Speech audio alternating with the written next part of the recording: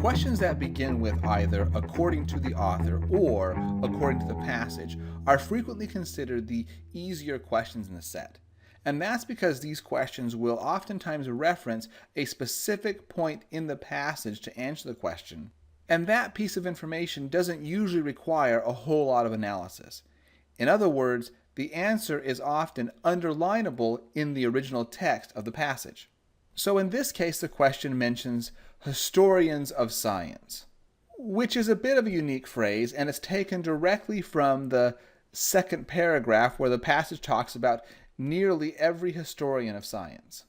When a question references a specific point in the passage to look at, the information you need to answer that question is actually usually located about 5 lines above that specific point. If it's not there, then the information will likely be about 3 or 4 lines down. The answer is almost never farther away than this. You will not be jumping ahead or back 2 or 3 paragraphs. The information is very localized. Let's see how that would work with this question. In this question, they ask what the historians of science do not believe. When we look at the second paragraph, we identify the part where they talk about the historians of science, and a line or two above that it says, this argument would be accepted by nearly every historian of science. This is a pronoun, and like all pronouns, it should be referring to the thing that came immediately before it. So this argument is actually going to be found in the line in the last paragraph, where it says theories are not inductions from facts, and creative theories are actually imagination imposed upon facts. And if we look at these yellow highlighted regions, they seem to match exactly with what's in answer choice B. The only thing that makes it a bit more tricky is the question is asking what the historians of science do not believe, and the information in the passage told us what they would believe or what would be accepted by the scientists. So we have to flip the statements a little bit by crossing out the not originally in the passage. But other than that, we can see the answer choice was definitely underlinable in one location in the passage. When you have an according to the passage question, in the same way that we knew the answer would be underlinable in the passage, we also have to make sure that the answer we choose is not something that's not mentioned in the passage, even if it makes logical, predictable sense. For example, this question is asking us to identify the most effective means of marketing when you place a product in a movie.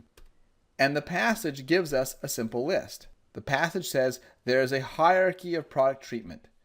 Visual exposure, that's the least expensive. Then you have verbal mention, that's moderately priced. And character usage is the most costly. And as we analyze these different treatments, we see a definite path. The more involved the product is in the movie, the more expensive and therefore the more effective the advertising becomes. And if you notice that trend, answer choice C seems very tempting, where it talks about a product having a significant element in the plot. And here's the problem. If you know anything about marketing within movies, C is the best answer. And it makes logical sense too. If a character simply using a product is very expensive, well then having a whole movie centered around a product, that would be even more expensive and probably more effective.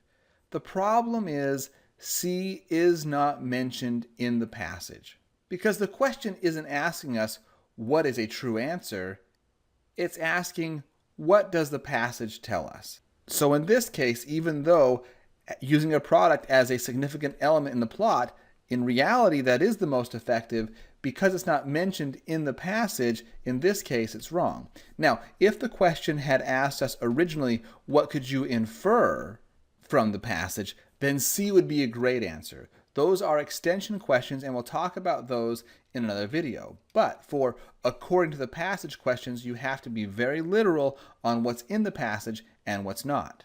There's one more trap in this question worth pointing out. Answer choice A talks about a favorable reference to the product. And that part is in the passage. They do talk about verbal mention of the product. Answer choice D talks about a character casually using the product. And once again, that is in the passage. But then we have this issue with a major character versus a minor character, and that might seem to make things more complicated. Because what would be better? Some nobody that no one's ever heard of before using the product, or someone really famous like Tom Cruise talking about how great the product really is? But again, the major minor character status is a complete distraction. The passage does not talk about major and minor characters. So that part of the answer choice should be completely ignored.